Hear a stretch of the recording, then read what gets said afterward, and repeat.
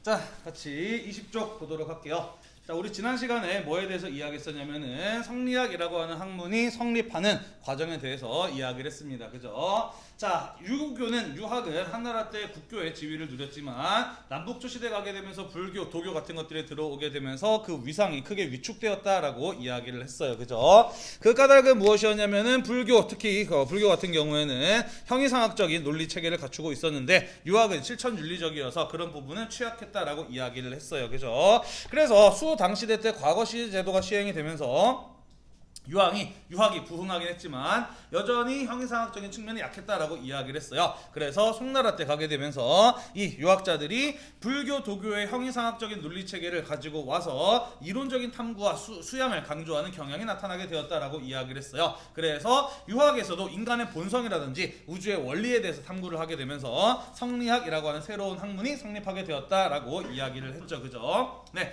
정의라든지 주희 같은 사람들을 거치면서 성리학이라고 하는 학문이 완성이 되는데요. 대표적인 학설로는 이런 것들이 있어요. 그죠? 인간의 본성은 우주의 원리와도 같다라는 성즉리설이 있었고요. 그죠? 또 모든 인간은 우주의 원리와도 같은 본성을 가지고 있기 때문에 다르게 살아갈 수 있는데 순간적인 감정이나 후천적인 습관 등에 의해서 그것이 가려지거나 어지럽혀져 있기 때문에 그렇지 못하다라고 봤어요. 그죠? 그래서 주희 같은 사람의 경우에는 거경국리라든지 경물치지와 같은 실천적인 수행을 통해서 인간의 본성을 회복해야 된다라고 이야기를 했습니다. 그죠? 자, 이것은 한편으로는 학문 탐구를 통해야만이 인간이 올바르게 살아갈 수 있다라는 것이었어요. 그죠? 그래서 학문을 탐구하는 사대부들이 농민 백성들을 지배하는 것을 정당화하는 논리이기도 했고, 송나라 때 이민족의 침입에 계속해서 시달렸었는데 그 송나라가 한족들이 그들 오랑캐들에 비해서 더 우월한 이유를 설명하는 민족의식이 성장한 것이 반영된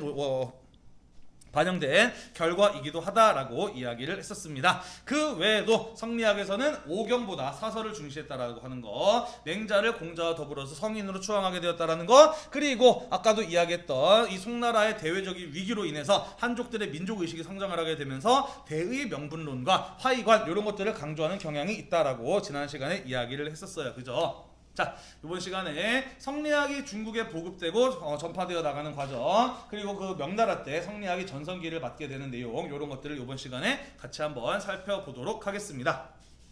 자, 봅시다. 성리학이 보급되는데 결정적인 역할을 한 것 꼽아본다면요, 다음 두 가지를 이야기할 수가 있겠네요. 바로 서원과 향약의 보급이라고 하는 것입니다. 서원과 향약의 보급이에요. 자, 서원이라고 하는 것은 사설 교육기관이죠. 개인이 세운 교육기관인데, 자, 서원에서 하는 역할은 크게 두 가지예요. 밑주십시다. 무엇이냐? 성현에 대한 제사와 후학 양성이에요. 다시 말해서 교육과 제사 두 가지 기능을 가지고 있다라고 하는 것이죠. 자, 그래서 서원이라고 하는 것은 성리학이라고 하는 학문과 사상을 사대부라고 하는 지배층들에게 전파하고 가르친 곳이다 라고 이렇게 볼 수가 있다라는 것이에요. 제사를 왜 지내느냐? 여기서 성현이라고 하는 건 어떤 사람들을 말하는 것이에요? 공자, 맹자와 같은 사람들을 성현이라고 불러요. 그 사람들에게 제사를 지내는 건 무엇이에요? 그들의 뜻을 이어받고 계승하겠다라는 그런 어떤 뜻이잖아요. 길이고, 후학 양성, 그래서 그들의 어떤 사상이나 이론 같은 것들을 제자들에게 가르치는 게 바로 서원의 역할이었다라는 것이죠. 자, 그래서 이 사대부들은 서원의 교육을 통해서 성리학이라고 하는 사상적 기반을 갖추게 되었다라고 하는 것이고요. 그 서원을 중심으로 결집, 모이게 되면서 학문을 연구하게 됩니다. 자, 이것은 서원을 중심으로 학파가 형성이 되고 또 여론이 주도하게 되는 데까지도 이어지게 돼요. 뭔 소리냐면은요, 붕당이 가장 대표적인 예인데요. 의재훈이 그랬어요? 성공했니? 네. 네. 굳이 그런 것까지 얘기 안 해도 되는데. 지금 유튜브에 다 나올 거야. 네가 누군지는 모르겠지만 음성은 나오겠지? 뭔 얘기하다가 그래요. 자, 붕당이 대표적인 예인데요. 사람들이 특히나 중국이나 한국 같은 이런 어떤 성리학 국가에서 어떠한 정치적인 의견이나 주장을 하기 위해서는 성리학에서부터 그 근거를 찾아야지 정당화가 됩니다. 따라서 이 사람들이 누구한테 성리학을 어떻게 배웠느냐에 따라서 그 사람들이 갖게 되는 정치적인 입장이나 주장 같은 것들이 달라질 수 있다는 거예요. 다시 말해서 같은 서원에서 공부한 사람들은 비슷한 학문적 경향을 갖게 되죠. 그게 바로 학파의 형성이 서원이라고 하는 것이고요. 그 어떤 학파에 속해 있느냐에 따라서 이 사람들의 정치적인 주장도 달라질 수 있다라는 거예요. 그래서 같은 서원에서 공부를 해서 같은 학문적 입장을 가진 사람들이 같은 정치적인 주장을 하는 집단으로 형성되는데 그게 바로 붕당이다라는 것이죠. 그래서 서원이라고 하는 곳이 여론을 주도하는 역할을 했다라고 이렇게 교재에 써 있는 것이에요. 이해가 되시나요? 네, 그래서 서원은 사대부 지배층들에게 성리학이라고 하는 학문과 사상을 계승하고 전파시킨 곳이었다라고 볼 수가 있겠네요. 자, 두 번째 21쪽으로 넘어가도록 합시다.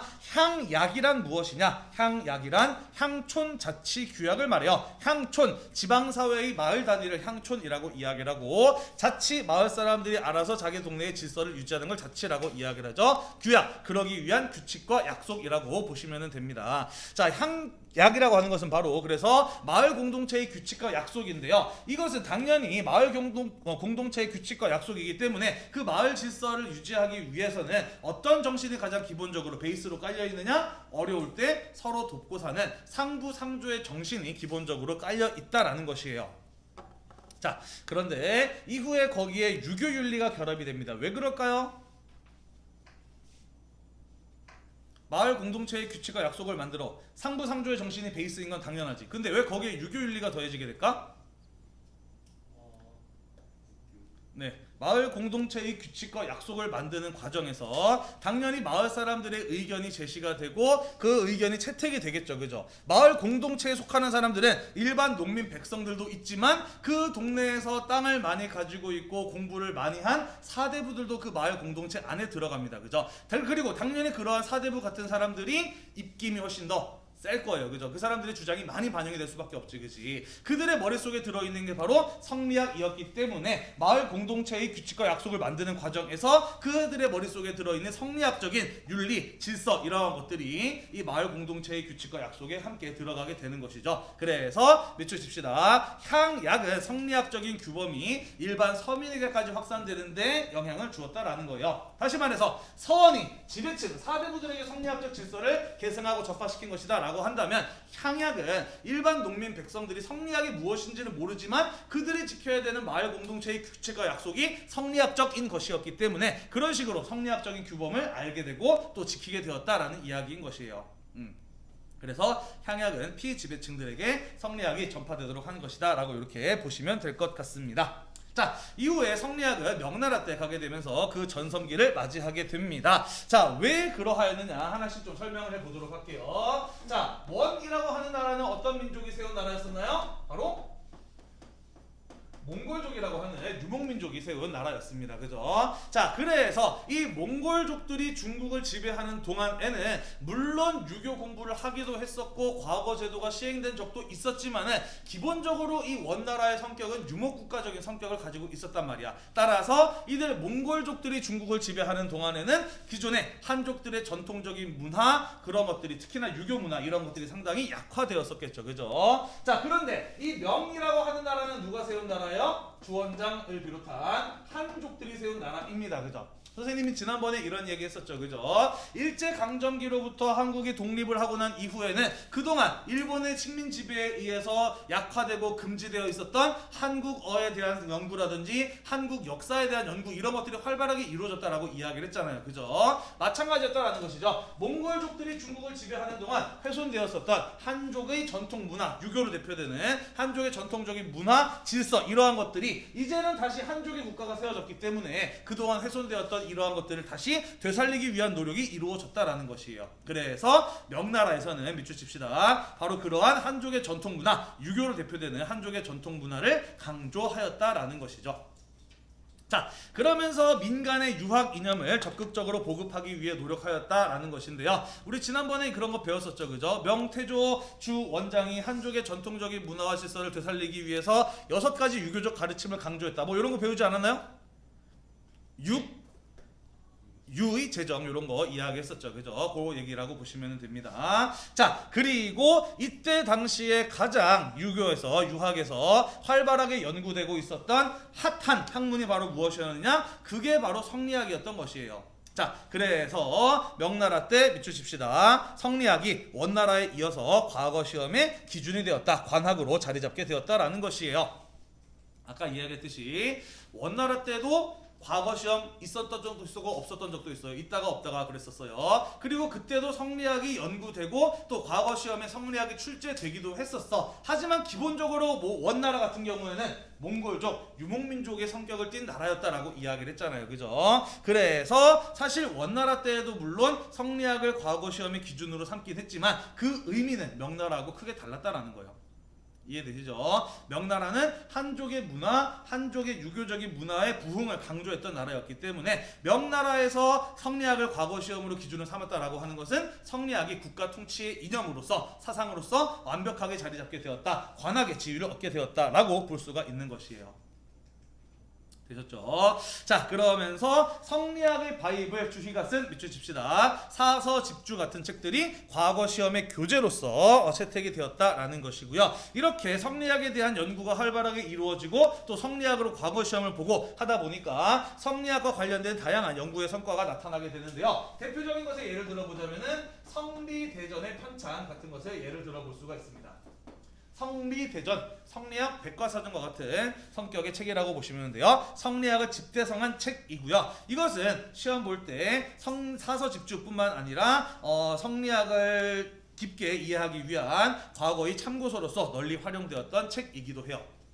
우리가 시험 볼 때 교과서만 보는 게 아니잖아요. 그죠? 참고서를 비롯해서 다양한 자료들을 보잖아. 그지? 그래서 사서집주가 과거 시험의 교재였고 성리대전 같은 책들의 경우에는 그런 것들을 뒷받침해 주기 위한 참고서로서 널리 활용된 책이었다. 명나라 때 편찬된 성리학을 집대성한 서적이다 라는 거 기억을 해두시면 될 것 같아요. 그래서 성리대전이 나온다? 아, 명나라의 성리학에 대한 설명이구나 라고 보고 문제를 푸시면 된다라는 얘기예요. 명의 성리학을 알 수 있는 부분이 성리대전입니다. 1415년에 편찬됐을 거예요 아마. 자, 그리고 이후에 밑줄 좀 칠게요. 신사들이 명나라 사회의 지역 여론을 주도하게 되면서 향촌 사회의 유교 의례와 이념이 확산되는데 이바지하게 됩니다. 자, 신사라고 나왔어요. 그죠? 요것도 원래 예전 교과서에는 들어있었던 자세하게 설명한 개념인데 지금 교과서에는 자세한 설명 다 빼놓고 그냥 신사는 명나라의 지배층이다 라는 설명만 나와 있거든요. 이럴 거면 뭐로 집어넣는지 모르겠네. 그냥 뺄 거면 빼고 넣을 거면 넣지. 그지?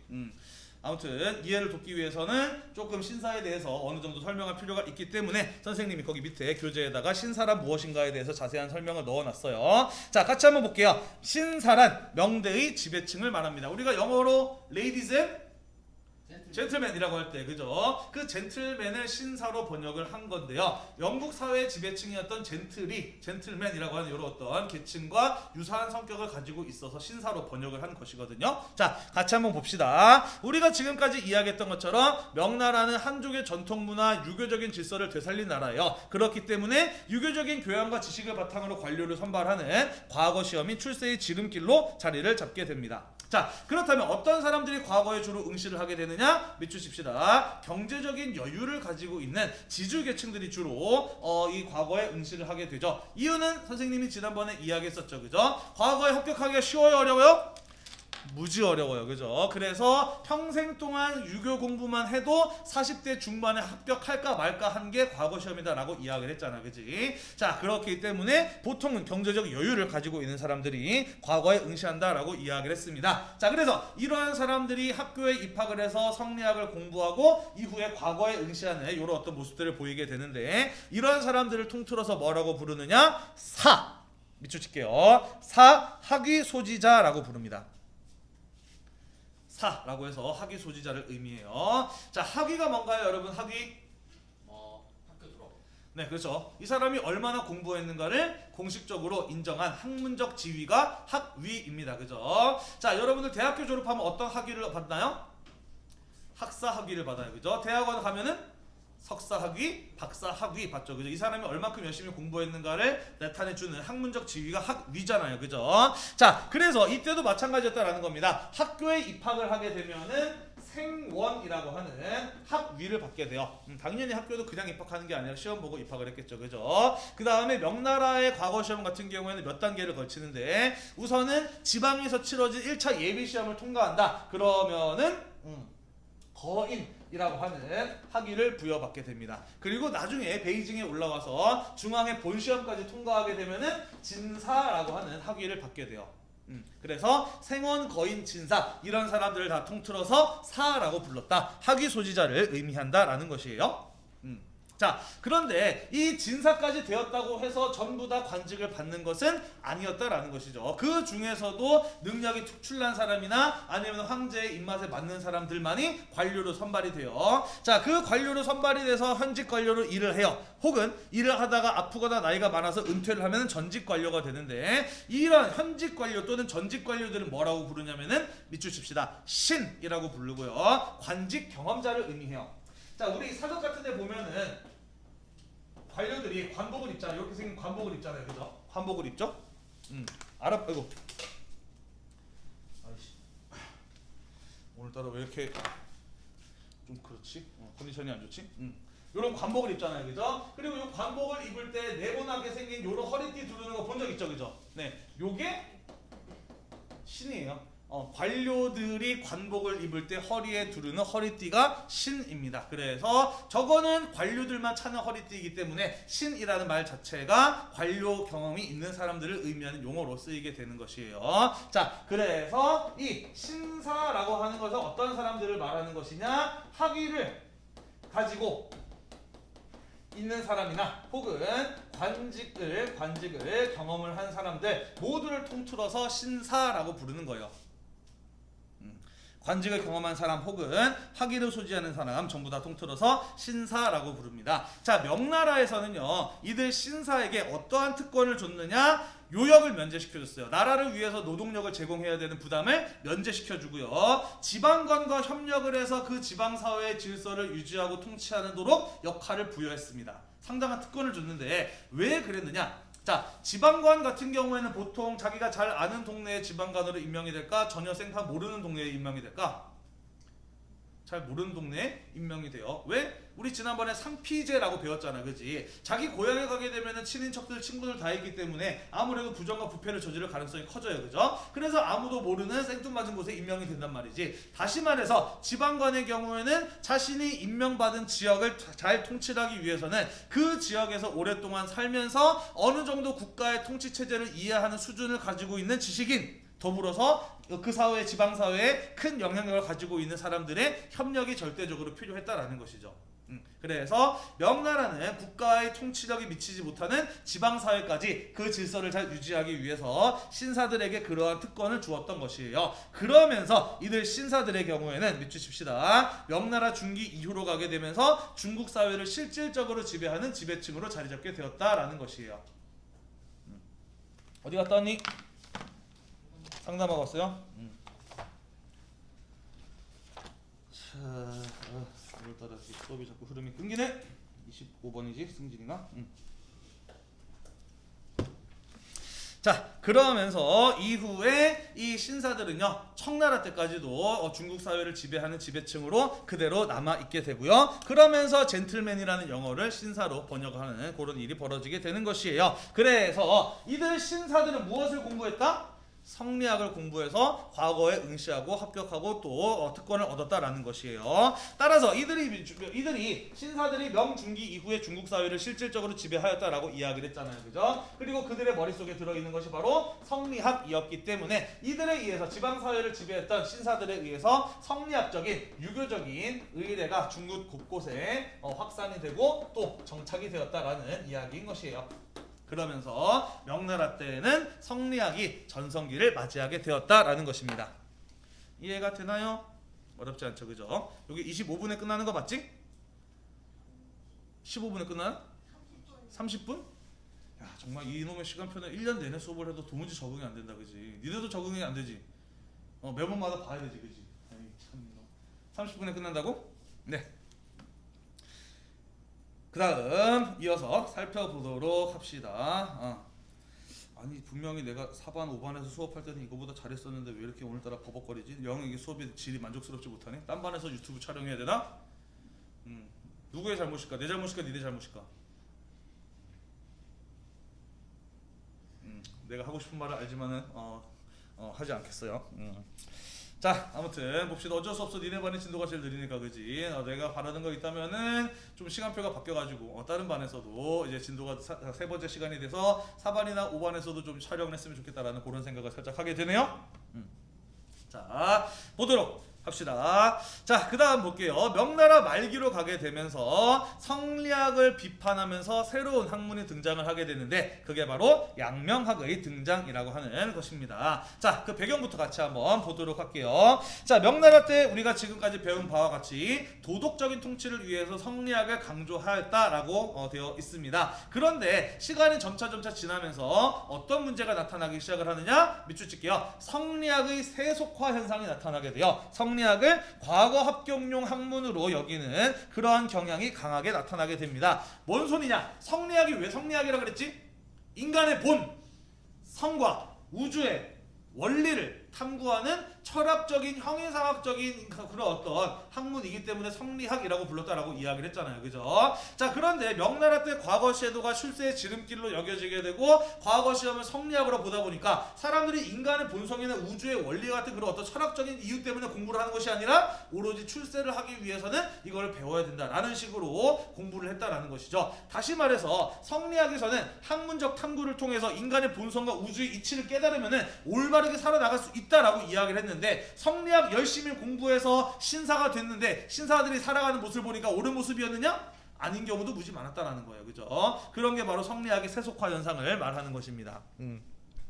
무엇보다도 명나라 중기 이후로 가게 되면서 명나라의 사회적인 경제적인 모습들이 상당히 많이 바뀌어요. 상품화폐 경제라고 하는 거, 돈을 주고 물건을 사고 파는 상품화폐 경제가 발달하게 되면서 신사들보다 잘 사는 상인 계층 이런 사람들이 등장을 하게 되고요. 또 명나라 초기에 만들었던 이갑제라고 하는 향촌 질서가 해체가 되면서 명나라 중기 이후로 사회가 상당히 혼란해지거든요. 그런데 이 명나라의 관학이었던 성리학이 그러한 현상을 제대로 설명하지도 못하고 해결하는 데에도 별다른 도움이 되지 않았던 겁니다. 그러면서 성리학에 대한 비판적인 연구가 나타나기 시작을 하였다라는 것이에요. 그게 바로 양명학이다라는 것이죠. 자, 양명학을 연구한 사람으로는 육구연 같은 사람도 있지만 대표적인 인물로는 바로 왕수인 같은 사람을 꼽아볼 수가 있고요. 이 사람의 호가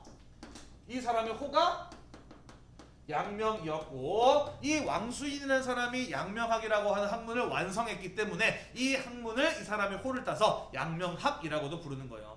성리학을 주자학이라고 부르는 것과도 마찬가지다라고 보시면 됩니다.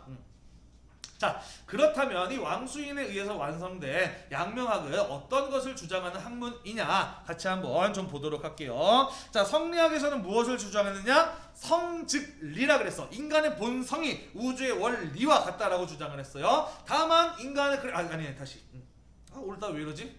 왜 이렇게 꼬이지? 점심을 잘못 먹었나?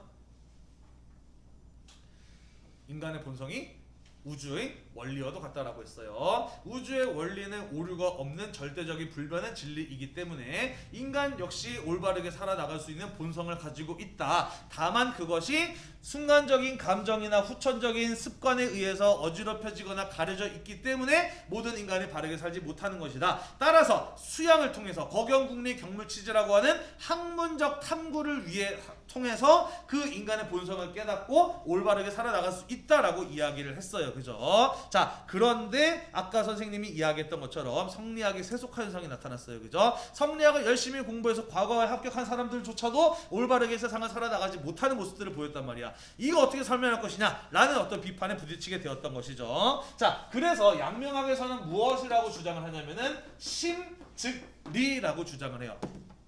심은 인간의 마음이 되겠죠. 즉 이 꼴이고요. 리 우주의 원리다라고 이야기를 합니다. 뭔지 알 수도 없고 눈에 보이지도 않고 느낄 수조차 없는 인간의 본성이라고 하는 것이 우주의 원리와 같은 것이 아니라 누구나 느낄 수 있는 자신의 가슴 속에서 벌어지고 있는 마음이 곧 우주의 원리와도 같다라고 하는 게 심즉리라고 이야기를 합니다. 따라서 나의 마음이 시키는 대로 하면 된다라는 소리이고요. 나의 마음이 시키는 대로 하는 게 중요하기 때문에 굳이 내가 나의 마음을 알기 위해서 학문적 탐구를 할 필요가 없다라는 거예요. 나의 마음이 시키는 대로 하면 되는 것이야. 그죠? 그것을 위해서 내가 막 거경국리 경물치지 같은 학문 탐구 필요 없다라는 이야기인 것이죠. 그러면은 무엇을 하는 게 어떻게 사는 것이 올바르게 사는 것이냐라고 물었을 때 양명학에서는 치양지라고 이야기를 해요. 자, 양지라고 하는 것은 무엇이냐? 뭐 우리가 지금 쓰는 말로 번역을 하자면 양심 비슷한 것이라고 생각을 하시면 돼요.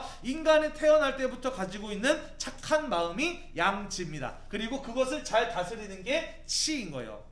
그래서 인간이 올바르게 살아나가기 위해서 해야 되는 것은 무엇이냐? 학문적 탐구를 통해서 인간의 본성을 깨닫는 것이 아니라 내가 태어날 때부터 가지고 있는 나의 착한 마음, 양심, 이것을 잘 다스리는 것이 중요하다라는 게 바로 양지라고 하는 거예요.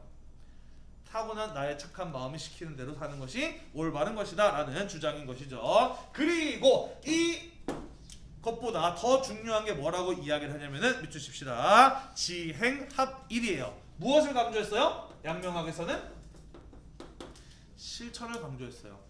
맨날 공자, 맹자가 어땠다 저쨌다 주희가 뭐라고 이야기했다 그런 거 아는 것보다 더 중요한 거는 올바르게 살아야 된다는 것을 아는 것보다 더 중요한 거는 실제로 올바르게 사는 거예요. 그죠? 올바른 행동을 하는 게 더 중요하다라는 것이죠. 그죠? 자, 그러면서 밑에 선생님이 예를 들어놨어요. 뭘 예를 들었느냐? 효도. 부모님에게 효도해야 된다라고 하는 거. 그거 학문적 탐구를 통해서 깨달은 건가요?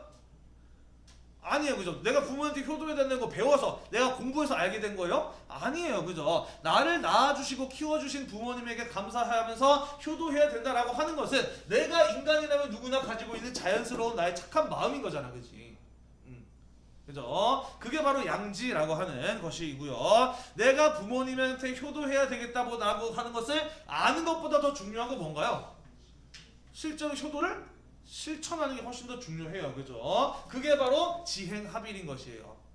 그래서 양명학에서는 효도해야 된다라는 것을 학문적 통례를 통해서 아는 것이 아니라 자연스러운 남의 원리인 것이고 또 그것을 단순히 아는 것보다는 직접 실천하는 게 훨씬 더 중요하다라는 이런 어떤 강조를 하게 되었던 것이죠. 자, 그러다 보니 이 양명학은 어디까지 그 주장에 나아가게 되느냐?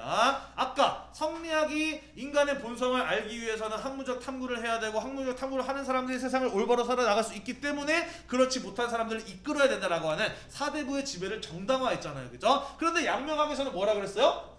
배우지 않아도 타고난 착한 마음을 잘 다스리고 실천하면 된다라고 이야기를 했어. 다시 말해서 학문적 탐구를 하지 않는 사람들이라도 올바르게 살아나갈 수 있다라는 거예요. 그죠? 자, 그래서 양명학은 어떤 주장까지 이어지게 되는 것이냐? 밑줄칠게요. 모든 인간은 따지고 보면 본질적으로 평등하다라는 주장까지 나가게 되는 겁니다. 엄격한 신분 사회였던 당시에 상당히 급진적인 주장으로까지 이어졌던 게 바로 이 양명학인 것이죠. 그죠? 자, 그래서 이러한 주장을 했던 양명학의 경우에는요, 상품화폐 경제가 발달을 하게 되면서 상대적으로 그 사회적 지위가 위축되었던 사대부들 뿐만 아니라 피지배층이었던 서민들에게까지도 양명학은 굉장히 큰 환영을 받았다라는 것이에요. 다만 이 양명학은 어떠한 한계를 가지고 있었냐면은 밑줄 칩시다. 지나친 공리 공론으로 흐르는 폐단을 가지고 있었어요. 요건 또 뭔 소리냐? 공부할 필요 없대요. 누구나 타고난 나의 착한 마음이 무엇인지를 알고 그 마음이 시키는 대로 행하는 게 중요하다라고 이야기를 했어요. 그러면은 공부할 필요 없어요? 네. 사람 아무것도 배울 필요가 없나? 아니요. 그건 아니잖아요. 그죠? 어쨌든 사람이 뭔가 배우고 익혀야 되는 거잖아요. 그죠? 다시 말해서 양명학의 경우에는 성리학의 문제점을 제대로 비판을 했어. 그래서 뭘 어쩌야 되느냐? 라고 물었을 때 그에 대한 대답을 제대로 내놓지 못했다라는 것이에요. 그래서 양명학은 명나라 말기에 꽤나 큰 어떤 환영을 받고 인기를 끌었었는데요. 성리학만큼이나 큰 어떤 사회적인 변화를 가져오지를 못했다라는 것이고요. 조선이라든지 다른 나라에도 전파가 되었지만은 성리학만큼이나 큰 영향을 미치지까지는 못하였다라는 그런 이야기인 것이에요. 됐나요? 자, 시간이 좀 남았는데요. 다른 반들도 여기까지 수업을 하고 마쳤으니까 우리도 여기까지만 수업을 하도록 할게요. 다음 시간에는 성리학이 한반도와 일본에 어떻게 전파되었으며 어떤 영향들을 미치게 되었는지 마저 이어서 살펴보도록 하겠습니다. 수고하셨어요. 네. 오늘 수업 영 마음에 안 들어.